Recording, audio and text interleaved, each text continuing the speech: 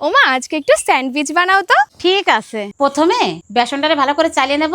তারপরে ওর মধ্যে নুন, হলুদ, কাশ্মীরি লঙ্কার গুঁড়ো, বেকিং পাউডার, জোয়ান, চিনি আর একটু সাদা তেল দেবো। অল্প অল্প জল দিয়ে ব্যাটার বানাই 10 মিনিট রেখে দেবো। এইবার কড়াইতে একটু তেল দিয়ে হিং আর জিরে ফোড়ন দিয়ে কুচনো আদা আর কাঁচা লঙ্কা একটু ভেজে নেবো। তারপরে পেঁয়াজটা একটু ভেজে নিয়ে নুন, হলুদ, লঙ্কার গুঁড়ো একটু ধনের গুঁড়ো দিয়ে রান্না করে নেবো। মশলা দিয়ে কষানো হয়ে গেছে, এবার সিদ্ধ করে আলুটা দিয়ে দেবো। এবার একটু ধনে পাতা আর গরম মশলা দিয়ে আর একটু সময় রান্না করে নামাই নেবো। এইবার এই রুটির মধ্যে পুর ভরে স্যান্ডউইচের মতো কাটিয়ে নিতে হবে। এবার এই স্যান্ডউইচ গুলো বেসন মাখাইয়ে তেলে ভাজে নিতে হবে। এই দেখো, এইরকম ভাবে তোমরা স্যান্ডউইচ বানাই খাইয়ে দেখো, ভালো সুন্দর লাগে। দেখছো একবার রাইন দিয়ে ওভেনের কি অবস্থা হয়েছে। রান্না হয়ে গেলে আমি সবসময় বিকোর এই কিচেন টাওয়াল দিয়ে মুছি। এর মধ্যে 20টা শীট থাকে, তাই একটা শীট 100 বার ব্যবহার করা যায়। এই দেখো একবারে কত সুন্দর পরিষ্কার হয়ে যাচ্ছে। এই যে বাম্বু দিয়ে তৈরি, তার জন্য কাপড়ের চাইতে বেশি পরিষ্কার হয়। এই শীট দিয়ে যে কোনো জায়গা পরিষ্কার করে একবার ধুয়ে ফেললি বাড়ি সুন্দর পরিষ্কার হয়ে যায়, আর কোনো গন্ধও থাকে না। কিচেন সবসময় পরিষ্কার রাখার জন্য